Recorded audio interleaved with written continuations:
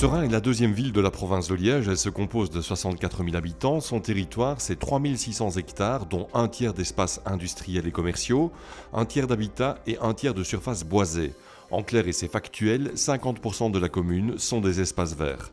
Aujourd'hui, et ça ne vous aura pas échappé, Seraing est une ville qui change de visage. En témoigne un projet unique en Europe, la réurbanisation du centre-ville. Un projet colossal qui s'inscrit dans un master plan ambitieux. Il fallait recréer véritablement pour ramener des investisseurs privés parce que l'ensemble du master plan qui a été réalisé au niveau de Seraing a été fait de telle manière à ce qu'il suscite l'investissement privé. Et ceci est vraiment le bel exemple avec l'investissement public de la place communale, de la nouvelle cité administrative qui regroupe l'ensemble des services publics et puis les investissements qui en découlent comme ici le centre, le pôle de CMI qui a décidé de ramener l'ensemble de son activité sur le territoire sérésien, activité qui avant était à Liège, à Chaudfontaine et donc on a l'investissement public qui suscite l'investissement privé. Deuxième grand projet, la création d'un vrai boulevard urbain qui relie la ville d'est en ouest. Un boulevard urbain envisagé ici comme un nouvel axe de communication pour faciliter la mobilité au cœur de la vallée sérésienne.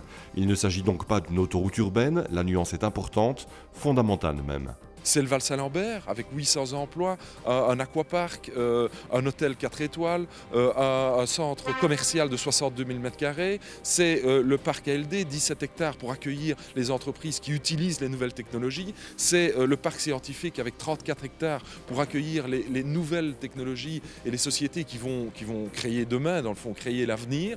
Et on sait que ces entreprises qui nécessitent une main-d'œuvre évidemment hautement qualifiée, on sait que chaque emploi hautement qualifié produit 2 emplois et demi peu qualifiés.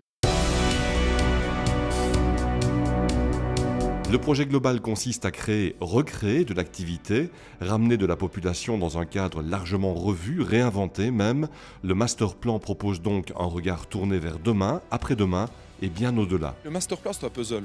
Donc on a des lignes directrices, les 2 grandes lignes étant le centre-ville et le boulevard urbain. Et puis en réalité c'est 320 projets le master plan. Et j'identifie ça comme dans un puzzle, chaque projet c'est une pièce. Et cette pièce elle évolue. En fonction des subsides qu'on peut obtenir, en fonction des évolutions technologiques, en fonction de toute une série de données. Mais on sait qu'on doit réaliser et on doit mettre chacune des pièces pour que l'ensemble fonctionne. Et c'est un projet à 30 ans, le master plan. Il a été initié en 1999. On est, à mon avis, à la moitié, plus ou moins, de ce projet. Impossible de citer tous les projets du master plan en phase d'exécution à des degrés divers ou à venir, mais citons pour terminer la création d'un espace entreprise dans le parc de Trasanster, un espace vert de 40 000 m² en bord de Meuse, bordé par la future ligne 125A, connectée avec la nationale 63. Seraing change de visage et trace les contours de son futur.